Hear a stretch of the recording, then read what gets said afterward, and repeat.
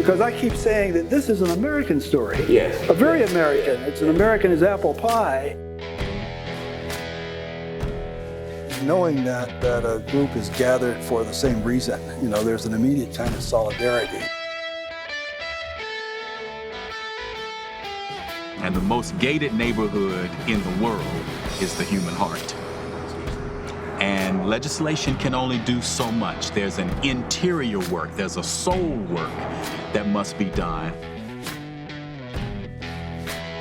The visibility of police abuse of black men, I liken that to the police abuse of the first people who gathered at Selma.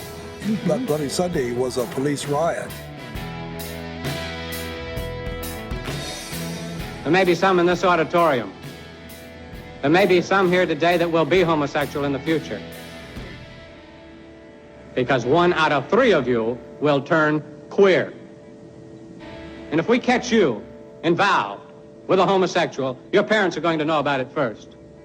And you will be caught. Don't think you won't be caught. One of my dearest friends in the civil rights movement, he said, Martin Luther King did not die, nor did we march for 2 men to sleep together. That the homophobia in the black community is real. It's most profound in the church and needs to be addressed. If there is a Stonewall, it's because of black trans sisters who were out there raising hell and making noise. These young LGBT homeless youth off the streets. Get them off the streets. About 40% of the homeless population identify as LGBTQ. To say, in spite of the fact that I'm poor and black and dark-skinned and gay, and I am a human being. I am loved by God. As the psalmist says, I am fearfully and wonderfully made.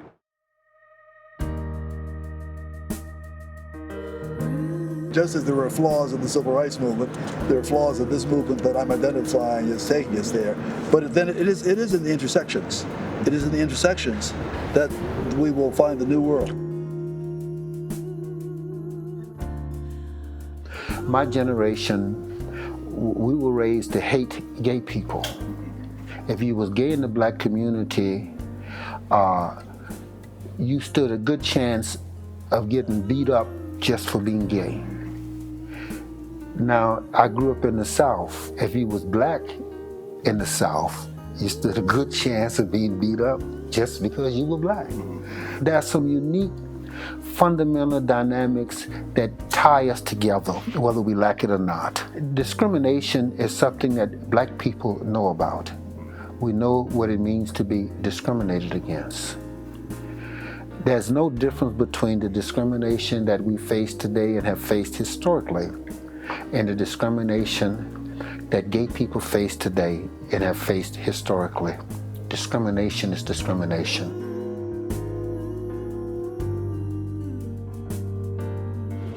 The storyline of the film is going to follow our journey, but a lot of your journey of where you started in life, knowing your grandfather and going through all that you've gone through and then now being in today. I'm Gil Caldwell, a retired United Methodist minister. I describe myself as a civil rights movement foot soldier, for I was involved in all of the national movements from the 1957 prayer pilgrimage to the Poor People's Campaign in 1968. I was a part of the Selma to Montgomery March. I was there for the Tuesday following Bloody Sunday, called Turnaround Tuesday, and then I was at the end of the march as we marched into Montgomery. So my civil rights involvement, of course, is pretty extensive, being in those important places.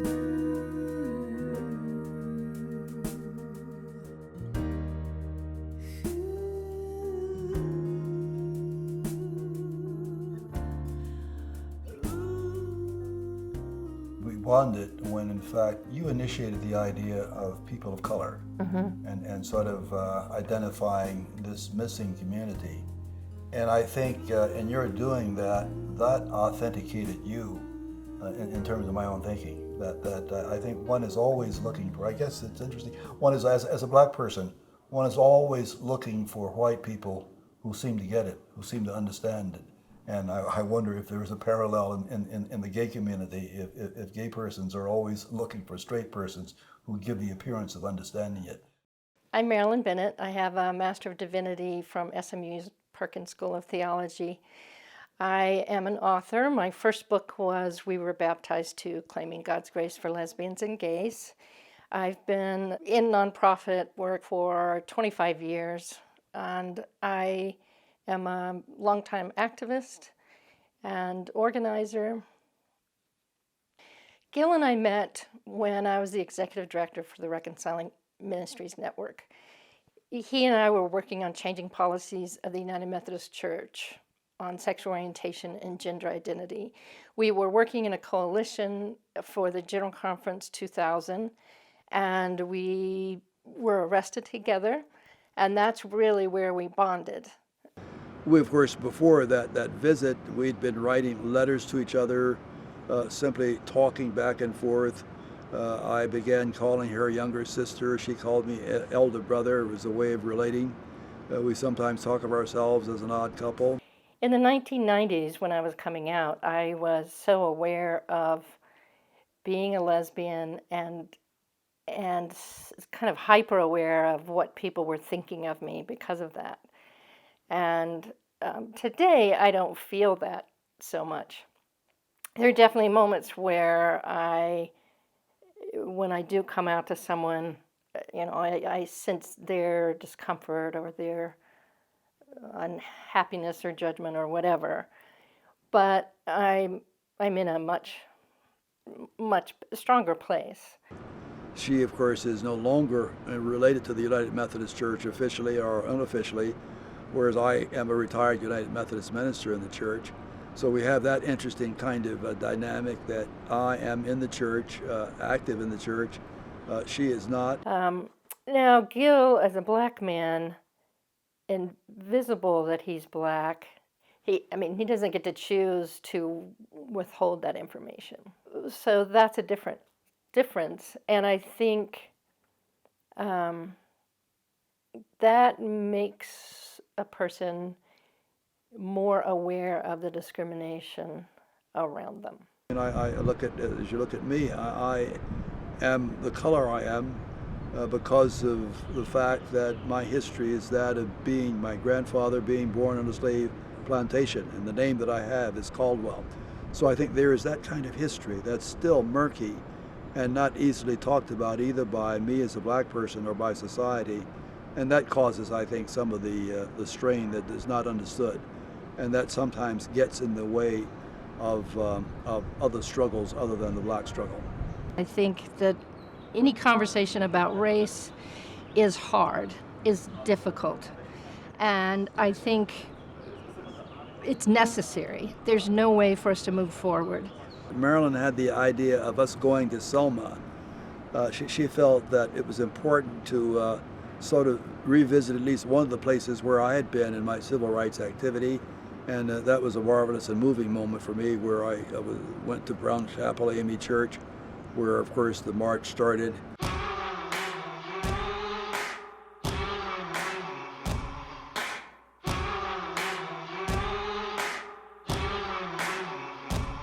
Participation in the Selma march was very important. First of all, after that awful Bloody Sunday, many of us around the nation got words for, I guess, really Western Union messages from Martin King and SCLC to come to Selma on the Tuesday following Bloody Sunday, and so I was one of those. I was in Boston at the time, and I, of course, traveled with a number of people. One of those was the Reverend James Reeb, the Unitarian minister who was beaten that Tuesday night and later died from that. And then I returned, of course, for the end of the march as we marched into Montgomery. Selma was a close-knit community, and it was the proudest moment for the students of R.B. Hudson High School when our teachers left school and lined up to march. So when we hit the streets, whatever we had to face, we knew that we had a buddy marching with us that had our back, and we had somebody else's back, and it made all the difference. Selma was important because we were about voting rights. That was a concern. The absence of blacks on the voting logs in Alabama was a matter of real concern, and therefore we were involved in simply protesting the exclusion of persons from the voting rights because of who they were racially.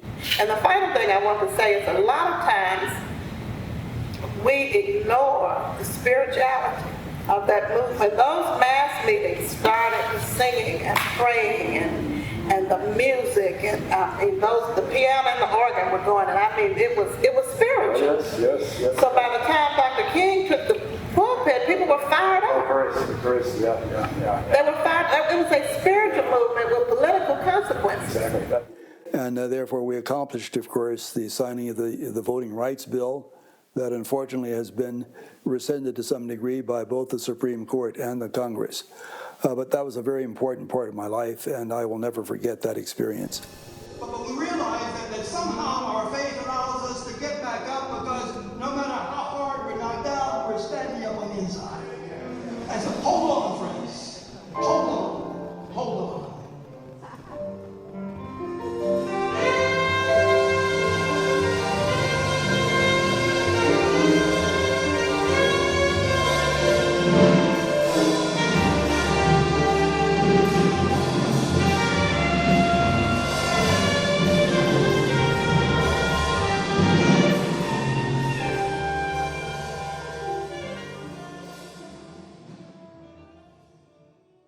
Okay, I'm Frederick Davey. I serve as the Executive Vice President here at Union Theological Seminary, where I am essentially the Chief Administrative Officer of the school. In 2007, I was asked to volunteer for the President's campaign for the 2008 elections, and worked on the faith aspect of that campaign, helped to write a speech that the President gave in 2008 in Zanesville, Ohio, which was his statement about faith and the federal government, and how he, as president, if he were to be elected, would work with faith institutions. After the campaign, I worked on the transition team doing agency reviews on the faith-based programs in the various agencies, and then was appointed by the president to the White House Faith Council. It was actually called the White House Council on Faith-Based and Neighborhood Partnerships.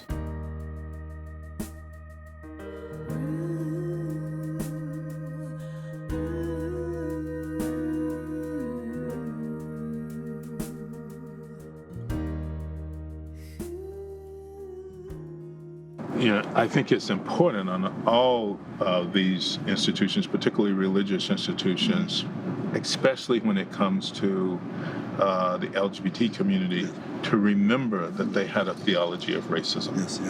That they bought into that people bought into with all their hearts and souls, and they were absolutely convinced that this was what God wanted. On racism. On racism. Exactly. That the races should be separate, that blacks and browns were inferior, that God had cursed Ham, so you have this darker race. I mean, people believe that.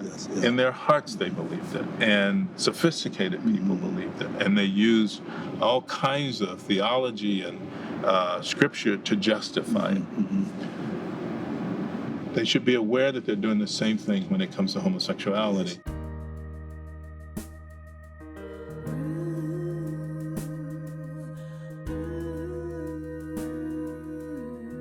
I guess in terms of gay rights, I of course assumed that as I talked about human rights, I of course was inclusive in my conversations.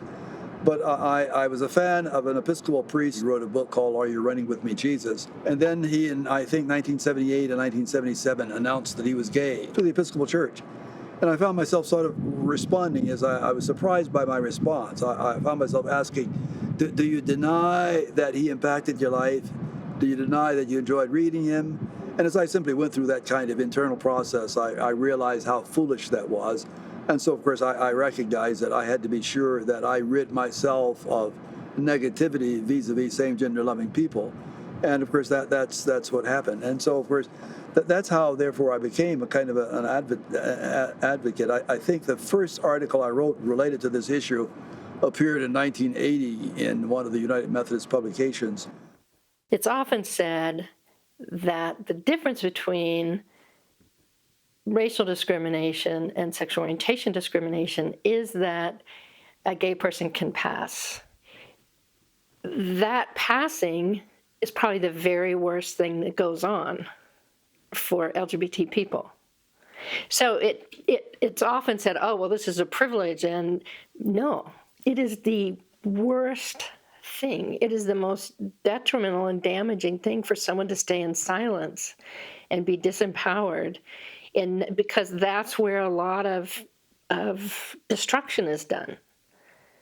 Not being able to speak up, not being able to tell a family, and when they do, getting kicked out of the house, ending up homeless, losing a job.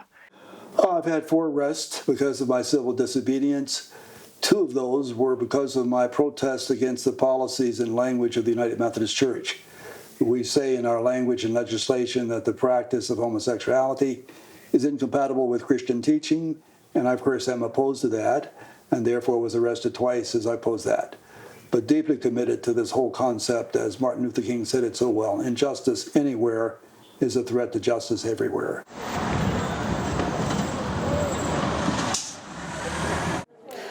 My name is Darnell Moore. I am a senior correspondent at Mike News, also co-managing editor of The Feminist Wire. I'm a writer, teacher, organizer. So many, I think, movements of today attempt to do work, the easy work, I think, of presenting platforms without ever really engaging people that the platforms speak on behalf of. I mean, I got to a point where, I had to sort of create a theology that works for me. That is, if hell is the lot that you think I'm going to receive because of some sin, I'd rather go to hell than to a heaven. And Desmond Tutu says exactly. this, and so many others, right? Exactly. But that's where I am. Exactly. I'm willing to hold the church accountable because people's lives are at stake, not just membership. I'm talking about the lives of I'm tired of talking to people who have considered and contemplated and tried to take their life because they've been taught to believe that God hates them. This is a type of violence, a theological violence, that I don't think we can be soft with, and I think that we need to be outright and calling out. Is that even as I've attempted to be consistent in my gay rights advocacy in all communities, and in the African American community, of course, I've been sensitive to, of course, there's resistance, and I've been a recipient of some of that resistance in some of the letters and comments that I've gotten about my gay rights activity. There are some of my colleagues who think that I've given up on black rights and simply have moved to another realm, and I've gotten some correspondence that suggests that in pretty strong terms. And at the same time, I've also been very adamant about speaking to my black communities about its need to also recognize queer and trans people within its ranks, not only who are living among us, but who are also leading movements. So no, we aren't there. I don't want to dismiss the work that has been done by our ancestors, particularly our black, queer, and trans folk. Yes, yeah. If there is a Stonewall, it's because of black trans sisters who were out there raising hell and making noise. Stonewall was a natural explosion of rage that had been building for many decades, and that showed a change in how people felt about themselves. That they felt that these conditions were no longer acceptable, and they expressed that. There was no entrance here, it was blocked off. There was no back room and no upstairs. And they built a small hallway with a book at the end of it that when Frankie Shades would open the door to let you in, you had to sign the book. Nobody had ID. I was Fenwick Fingernail. Somebody would write Elizabeth II. Somebody would write Mary Dugan, Donabella Beads. They'd write whatever you said. They tried to get off as saying it was a private club. But the cops, they had no liquor license, no nothing. Okay. Now, normally when the neighborhood precinct would raid the bar, they'd either throw us out or line us up, and then we'd give them our phony name, Fenwick Fingernail, Sometimes they took us to jail overnight and they put us all in one big cell. And then a judge in the next day would either say, you're wasting my time, case dismissed, or you're a bunch of perverts, $20 fine. I mean, again, when you think about it, it's so ironic to think that the folks who sort of like lit the spark, I mean, it didn't start the gay rights movement. God knows before that you had folks who were much more buttoned down, the Mattachine Society and those folks, Frank Kameny and those folks. But the reality is that the thing that really popped the LGBT, gay rights movement in 1969 with Stonewall, they were street kids. There, so nothing comes out of nothing. So when I think about what happened in June of 1969 at the Stonewall, I view that as something that was going to happen someday. It just happened to be that was the place and that was the night when it happened, because it was the tinder had been laid. It was just a question of when it was going to catch a spark and ignite. But the night of the Stonewall Rebellion, it was the Vice Squad and police headquarters that were coming down here after the bosses, Vinny, Harry the Horse, Frankie Shades, Fat Tony, and they didn't come in nice. They came in pushing, shoving, and they pushed a lesbian not knowing it was a girl, Stormy DeLaver, who's now 93 in a nursing home, and it took 2 cops to pull her off the cop that hit her. The people who threw the first punches were drag queens, and many of them were Black and Latino, because the police felt them as being easier targets than the more male-identified men that would fight back. And so often when you hear people talk about Stonewall, you see it as being a white gay phenomenon in our community where these white gay men did all of this fighting back. And some of them did fight back, but some of the first retaliation came from Black and Latino drag queens and lesbians because they got tired of it. When the cops came in and we pushed the door down here where you came in, there was only a plywood wall there. We knocked that out and snuck out that door. And then we joined it. A high heel did not break a window. According to history, some drag would do a high heel. It was a rock, because you have a park right across the street. And we threw the rocks, bottles, anything we could find. 2 queens actually did this constantly until they pulled up a whole parking meter, and we used it as a battering ram to knock the doors down to get to the cops. The police in here actually admitted they were scared death, because there was 20 people, 40 people, 80 people, 100, 500 people outside. It started out with just the people in the bar. Right. But then as they started getting uppity and annoying and started throwing things, straight people came, gay people came. Before you know it, there's 500, 600 people outside. And straight people, when the police came, straight people were running in hallways and stores on the block, and they wouldn't let the police in, because they said that they're not doing anything wrong. Washington Square Park, the beginning of that, became like a war zone. Well, they came running down the block swinging their nightsticks. They broke fingers, wrists, and everybody was trying to fix each other's arms and everything. Okay. So when you talk about Stonewall, those words mean something globally.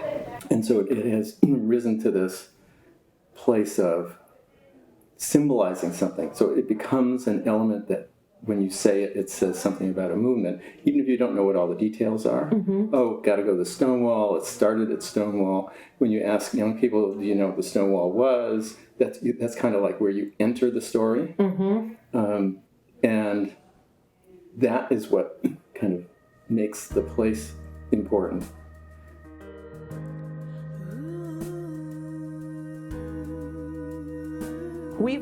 Everyone in this room has seen profound paradigm shifts in American culture. Even though we're backwards now, and we're much more right-wing than we were then, we have still seen cultural change. And I know that, when I first came out, gay people, I myself was kicked out of a restaurant on Bleecker Street for kissing a girl because there was no gay rights bill in New York City. Right, and today, gay rights are part of the Democratic Party platform. I thought I'd never see this day. Love is love, and sometimes justice comes like a thunderbolt. What makes it so hard to see through the color line? You can go on a destination wedding to Alabama or anywhere you want. Don't you realize that we are all just the same? Same love, same hopes, same dreams, just different names. So we've seen these enormous changes. And the question is, how do they occur? How does change get made? Whenever we are dealing with a biblical text, we might want to call the public health department, because biblical texts have public health implications. When the Bible is brought into the public square, as it ought, I have no problem with that at all, we must realize that the balance of power and people's welfare hangs in the balance. As one of my teachers taught me, biblical interpretation is an act of politics. Well, the battle is heating up tonight between the Navy and a former midshipman who was gay. The Navy's ordered a former class president at the Naval Academy to reimburse the Pentagon for his education, reimbursed to the tune of $70,000. But Tommy Watkins says he was forced to resign from the Naval Academy, and he's fighting that bill in court. My name is Dr. Tommy Lee Watkins Jr. I'm a native of Birmingham, Alabama, and I'm a seminarian, a senior here at General Theological Seminary. I am from the Episcopal Diocese of Alabama, and I'm pursuing a master's in divinity as a means to becoming ordained next year as the first openly gay African-American ordained in the Diocese of Alabama. From 1993 to 1997, I was a midshipman at the United States Naval Academy. And my senior year, I was forced to resign due to my sexual orientation. And so the government, told me that I had to leave Annapolis and I owed them the cost of my education. And because they gave me an honorable discharge, they decided to stick me with this bill. And I subsequently had a long 3-year legal fight and subsequently won. The issue was, how can you make me leave under your prejudicial policy and make me pay this money back? Because if I could serve, I would serve, And so they dropped the order for recoupment, and at that point, I, had no more legal challenges, and so I won the lawsuit in essence, but it cost me, the church I was working at fired me because I wouldn't marry a woman. I think it's very important for us to ramp up our ability to tell the truth, the whole truth, and nothing but the truth. I do not think that there are enough people in our country who genuinely understand the brutalities, the centuries of brutalities that were visited upon African Americans. One that's inclusive also had to do with all of the hell that I had to face as a gender nonconforming child, a black boy growing up in the hood where it was expected for me to perform a certain type of black masculinity. I was nearly burnt to death as a child. I was a teen and was unfortunately doused with gasoline. So as an adult who's doing work, I believe, work that I feel like is a calling in community with black folk, my question is, how can you love those who've also attempted to hurt you? And I don't just name those young brothers who did that for whatever reason. I also name the churches that I grew up in. I was baptized in an apostolic church, grew up mostly in a holiness church, was a member and came to sort of a type of ministerial calling in a Church of God in Christ. I went to a largely white Catholic university. I was an urban missionary in a Presbyterian urban mission. I went to a Presbyterian seminary, left off and went to a 20,000 member, non-denominational, charismatic black church. And in all those places, most of them I experienced some type of homo antagonism. So I'm so accustomed to the racism and the sexism, and I know you probably think, oh wow, that's a shame for you, but it's not, because it makes me stronger, because I anticipate the hate already, the discrimination in some kind of form, and it makes me be able to deal with it better as a lesbian. Even though there are conflicts during the process of accepting that I was a lesbian, because I was raised in a Baptist Christian home, I had an internal struggle I had to deal with. How then would you help? I, as United Methodist, first ordained in 1958. I've been at it for a long time. My United Methodist Church since 1972 has said that the practice of homosexuality is incompatible with Christian teaching. Those who sustain, and that has been sustained since 1972, in our General Conference of 2016, there are many of us who are hoping that we will rescind that and move in another direction. But the idea of biblical authority, that those of us who are supportive of LGBT people, or particularly marriage equality, that in a sense we are deviating from Scripture. And Chris, in terms of what you've said about how people use the Bible, just say a word about that. Absolutely. For me, biblical authority is an invitation to engage with the Bible, not necessarily to always be compelled to agree with it. I'm an adult child now. My father has gone to the great life. My mother is still a very vibrant, soon-to-be 73-year-old woman. My mother has authority in my life, yet I do not always agree with my mother. So authority simply means I engage in a respectful conversation with her, and out of that conversation, something life-giving may actually emerge.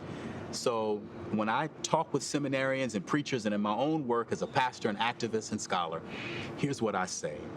I am hoping that in our engagements with the Bible may actually be a witness to God's good news. There are some times when the good book is not good news. And I think that God has marvelous other things that God has said and will say, other than just a few passages written thousands of years ago about our highest ideals concerning authentic sexual intimacy and godliness. I do know from my personal experience and from what I've seen around me that the racism in the LGBT community is real and it remains problematic and continues to need to be addressed. That the homophobia in the Black community is real. It's most profound in the church and needs to be addressed. And that's why around these conversations of marriage equality, I've often asked myself, why in so many ways are African Americans and many of our faith communities so willing to be prophetic and progressive as it relates to our politics, but as it relates to issues around sexuality and those mores and marriage, there seems to be a much more conservative ethic.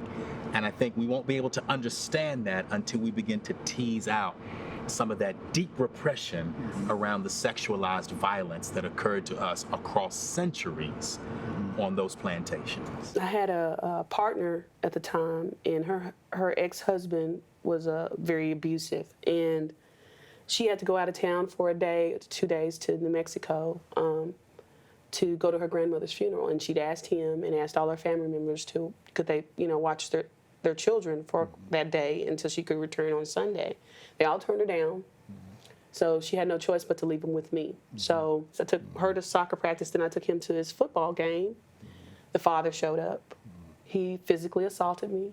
While he's hitting me, he picks up his cell phone, calls the police department, and says I'm kidnapping his kids. They come and don't want to hear my side, don't want to care that he was beating on me in front of these children, took the 2 kids, put them over there with him. And when I was saying, hey, he assaulted me, I want to press assault charges, I think that he had no right to touch me. The police officer grabbed me by the jacket, threw me up against the police car, got his forearm and put it underneath my neck and said, shut up, you nigger dyke. Keep one fist up. That's how we win. That's how you fucking win a war. They're waging a genocide against our people. Tell me, those same officers are supposed to be trusted to protect Black churches?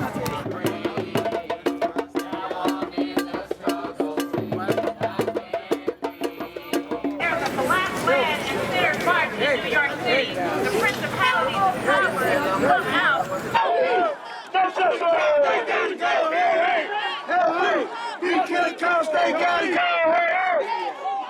It's been so many stories in the last few months that are similar, and it's just the police get to pretty much walk away with it. I mean, it's stereotyping, and it's been something that's been going on for a while, and I just think people fed up with it. That's pretty much what happened. It just got to a boiling point. It was kind of made me sad that the police would kill him and he was defenseless on his own matter. Justice for Mike Brown and for all of the others.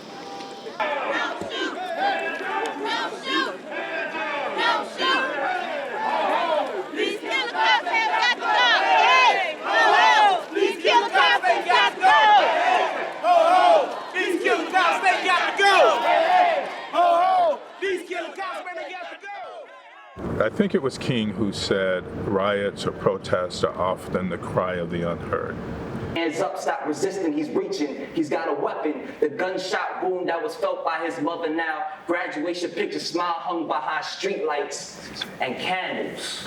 And the media will call him thug before child, thug before son, thug before scholar, but another thug brother that caused his own death with no weapon to be found. So I would say to the young black men in Baltimore, you have every right to be angry. That life has dealt you a pretty messed up set of cards. But protest is only the beginning. Comparing the uprising in Ferguson, I would say that the riots, the Stonewall riots, were very similar. It was, in Stonewall, we've had enough. That's it. We're fighting back. And it was just a powder keg waiting to explode. And I think what we saw in Ferguson, it was the same thing. What we've seen in Baltimore, what we've seen in many other cities, it's like, no, that's enough. We can't take it anymore. We're not going to be the victim anymore. There's a lot of critique of, here are these people in the streets, and here's this reaction and this expectation that we should be handling this calmly. Well, no, there's no way to do that. Not when one has been suppressed and oppressed all that time. Focus the energy on trying to bring about change where you can.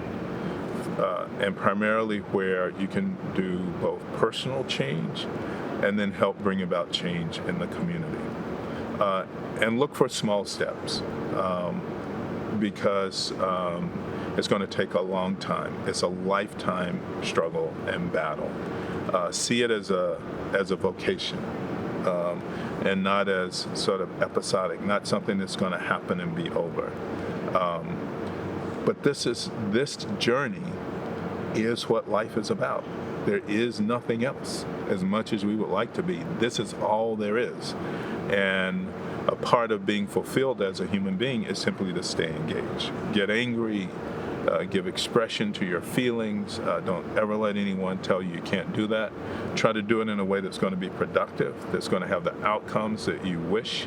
But you have a right to be angry. Now, what's interesting then is I often say we need to start with the things that are certainly impacting all of us. One thing that we can agree on is that regardless of your sexual identity or your gender expression, the likelihood that we would be shot by police and unarmed is twice as much as, say, your white counterparts, is the same for all of us.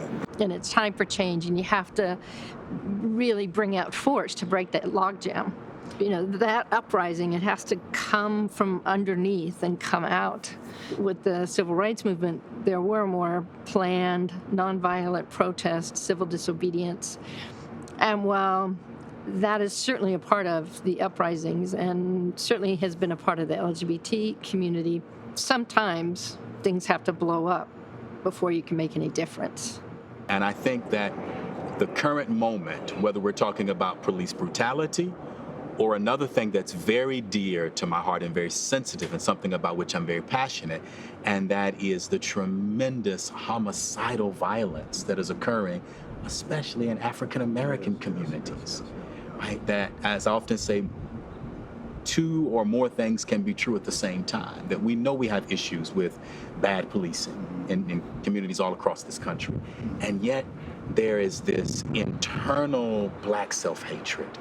In so many people's minds, the issue is black men being shot down by police, not black women being victimized and violated by their black brothers, or not black, queer, and trans folk being beat down in the streets or burnt to death by folk that look like them. And part of what the push is right now that I'm hopeful about, as much as there's a bunch of virulent responses to this, is the need to say that this Black Lives Matter movement is a way to say that all Black lives matter. One cannot hold up a sign that proclaims Black Lives Matter while at the same time not making space for all Black lives, not ensure that all Black lives live and have well-being, are taken care of, and people are speaking out about that. So about 40% of the homeless population identify as LGBTQ, and the majority of those folks are young people. I am proudly a 28-year-old young youth,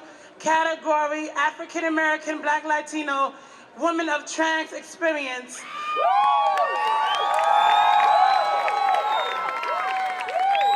Yes, we have passed one of our goals on our list, but we have a very, very long list.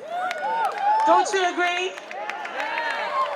And one of the categories on our list is something that I'm working on very strongly, and I need everyone's help. I need your help to help me and help us together as one community, one mind, and one soul to get all these young LGBT homeless youth off the streets. Get them off the streets. I think that when you talk about like LGBT issues and Black and brown people issues or racial justice issues, like you have to remember that like there are intersections. There are brown people that are young. There are like brown people that like live at the intersection of both of these identities. So like, what about us? Like, if we're getting married, great. But if we have no place to live or we're getting abused by the cops, like this is our everyday life. Like marriage literally is one day. Like if your wedding is huge, it's one day. But after that, it's just kind of like, what next? So we organize around issues that are directly impacting our youth. Right now, we're heavily working on policing issues, and we were actually founded from the anti-police brutality movement. There is a rage, a frustration, a righteous discontent with my own tribe.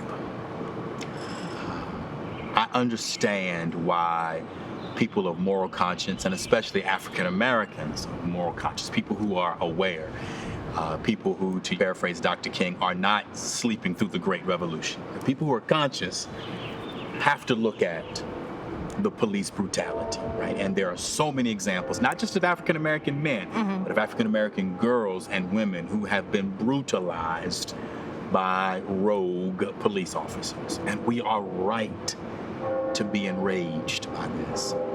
However, I am so deeply frustrated why the carnage inside our community against our own selves, the things that we're doing to ourselves, we are devouring ourselves in homicidal mania. And this has gone on in many communities, especially urban communities, for decades, and it's resurfacing again. What I'm thinking, like today, what does this look like for us? Does it look so? It means holding accountable churches who are hosting events that said Black Lives Matters, but they are preaching hell-bound sermons from their pulpits. It means you don't have a right to hold that banner up. It means that you should take that banner down if you are not calling out sexism and patriarchy and other things within your. If you're taking money. Building massive churches within communities where blight and poverty exist, folk giving money to churches where they're buying $1 billion, it means you don't have a right to hold a Black Lives Matter sign up or to hold up some type of black radical liberation idea when in fact you're not practicing that. And I'm ready for us to start saying that. I'm ready for us to start standing out in front of churches. All right. Okay, Doctor. And I think in terms of certain dimensions of the historic civil rights movement, there were hopes that once legislation came, that would of necessity take us into what I call the most gated neighborhood. And the most gated neighborhood in the world is the human heart. And legislation can only do so much. There's an interior work, there's a soul work that must be done. In this moment, to be a convergence of politics. So at the helms of Black Lives Matter are 3 Black women, 2 of whom identify as queer. Right? Part of the long network of folk who do this work, including myself, I'm part of the Black Lives Matter network. Many of us identify as queer. Many identify as those who hold a Black feminist politic.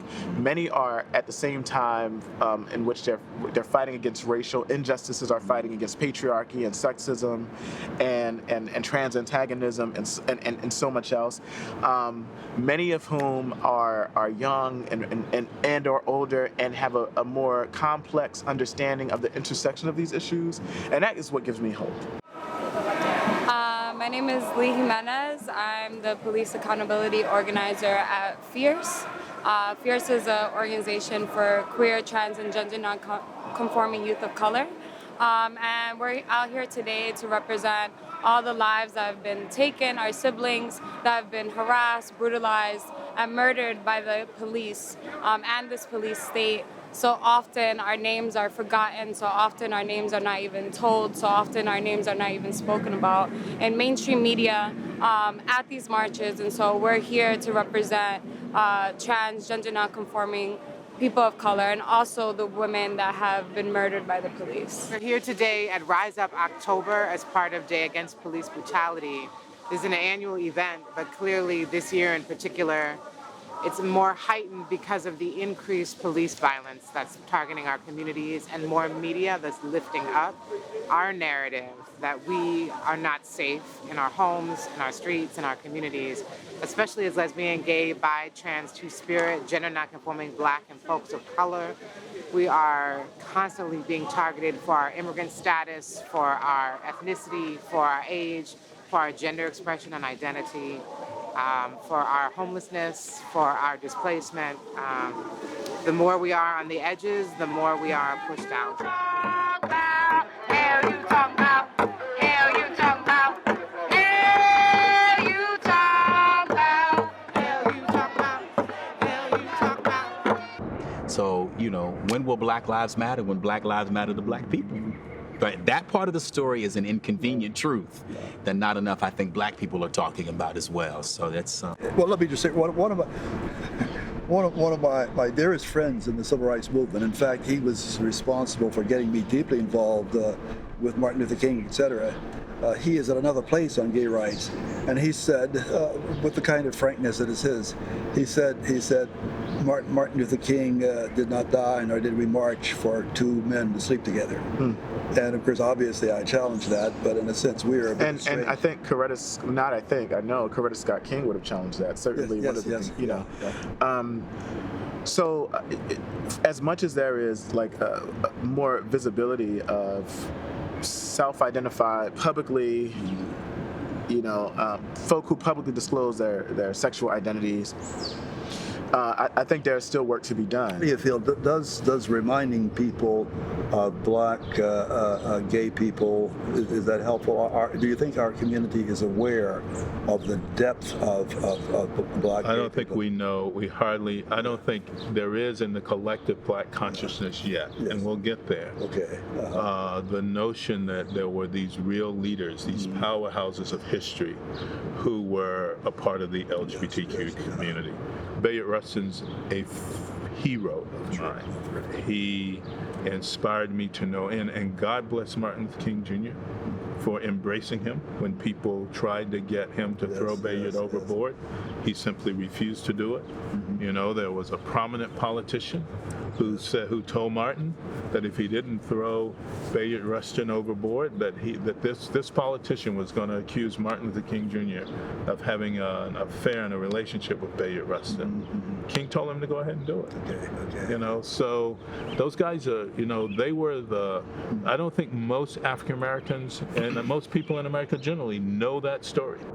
There is now this way that folk, and particularly within Black Lives Matter Matters Network are encouraged within chapters to harness the gifts in each person. Mm-hmm. And I mean, even within New York, we have a chapter here in New York. One of the things that we spent time doing is, what are your gifts? What do you bring to the work? Let's figure out what you can do and do well and support you in doing that. There are some who will be out there on the streets doing actions. There are others who are strategists. There are others who are really good with resource development and analyzing policy. Let's make space for all of that. So one of the profound experiences I've had is watching the condition of people with AIDS be transformed in this country. Mm-hmm. And I have seen profound change. And I think we can really learn there how change gets made. ACT UP used the same strategy that Martin Luther King used, even though they didn't realize it. Because when I was reading Dr. King, he laid out what his strategy was, and it was the same as ACT UP. So basically it was, first you educate yourself so that you are the expert on your issue. So no one else knows more than you do. Mm-hmm. You make proposals that are concrete, winnable, and doable, and reasonable, based on your knowledge that will enact positive change. You present these proposals to the powers that be. When they refuse you, you do what Dr. King called self-purification, mm-hmm. and then you engage in nonviolent civil disobedience, speaking to the public through the media and forcing the powers that be to respond. That's what he did, that's what ACT UP did, mm-hmm. and it works. I guess when people do reviews of this film, I'm hoping that they will look at the two of us with some awe and wonder, but appreciation for the diversity of spirits, persons, and personalities, worldviews, etc., that we brought to this process. I guess seriously, and I hope it's not egotistical, but I hope both of us want people to take us seriously enough in terms of what we've been about, to appreciate our struggle, but to appreciate our accomplishments. And in a sense, look at this as a way to a model. I mean, mm-hmm. when we talk about intersection in terms of the issues, think of the intersection that has been ours, yes. and what's come out of that as we've approached it. And I think this conversation that we've had is an illustration of that. Yeah. I guess I would wish that for every group, yeah. Yeah. The kind of conversations where you're taking a risk, really getting honest. And it's not always easy to find those conversation partners. But I think remaining grounded in your truth of what you've experienced is where the conversation begins. And then respecting the other person's truth and their experience. And it's not about correcting each other. It is about hearing. That's where it starts.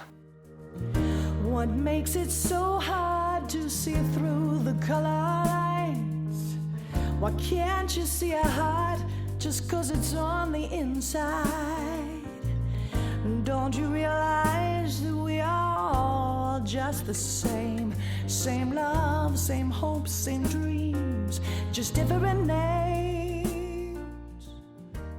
That joy from Saturday needs to find its way in new ways, I think, into Sunday, and creating a theology that makes sense of the totality of how we use our bodies, and taking the bodies out of the shadows of shame. Whether they are heterosexual or LGBT bodies, and making us more comfortable with bodies. Why does it scare you if I love someone like me? As long as it's love, why can't you let it be? Do you think I wanna take from you something you hold dear? If you listen to me for a while, I'd only take away your fears. What I've had to do, and I think what people like me have to do, is we have to go deep. Go deep inside, deep to that well, deep to our faith. We've been down this road before, and now we're here again. Nothing much has changed except the how, the why, the when. Where we recognize our shared humanity, and we can approach each other with openness and respect and work to move forward.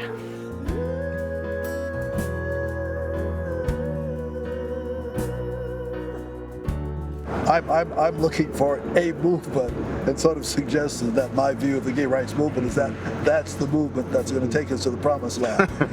and here, just as there were flaws in the civil rights movement, there are flaws in this movement that I'm identifying as taking us there. But then it is in the intersections. It is in the intersections that we will find the new world. Absolutely.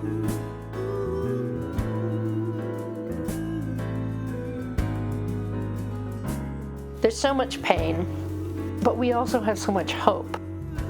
And I think when we can gather people of hope, even if it's just a flicker, together there's more of a light.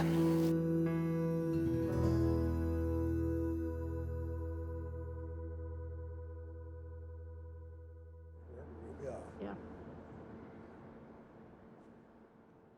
We got it, Phil. We think we're there. Yeah. Is that all right with you?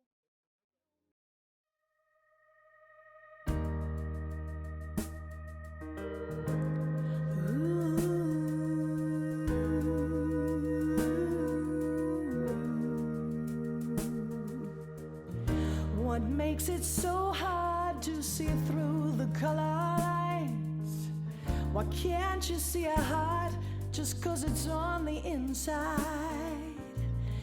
Don't you realize that we are all just the same?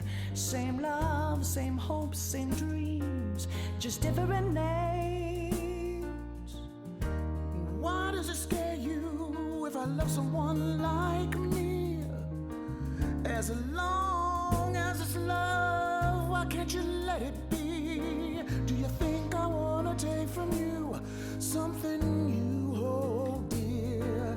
If you listen to me for a while, I'd only take away your fears. We've been down this road before, and now we're here again. Nothing much has changed except the how, the why, the when. I look around and see the challenge to be met.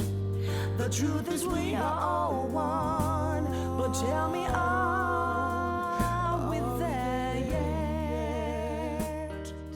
Ooh, yeah.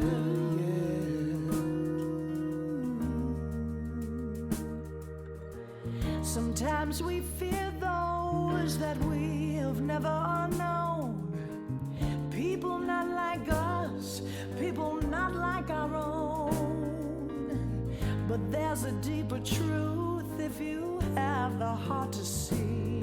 There really is no you, no me, just human family. Oh, when we are all welcome at the tables of joy, black, white, gay, straight, girl, oh boy, the cruelty of this world will finally disappear, and love will take the place of fear. We've been down this road before, and now we're here again. Nothing much has changed except the how, the why, the when. I look around and see the challenge to be met. The truth is we are all one, but tell me, are we there yet? I wish that we could see each other for who we really are. I wish we could free ourselves from behind these bars. I wish that we could see the good in everyone and everything. Well, it starts with you and me. Can you hear me when I sing down this road before? And now we're here again. Nothing much has changed except the how, the why, the when. I look around and see the challenge to be met. The truth is we are all one. We are one. But are we there yet? Oh, tell me,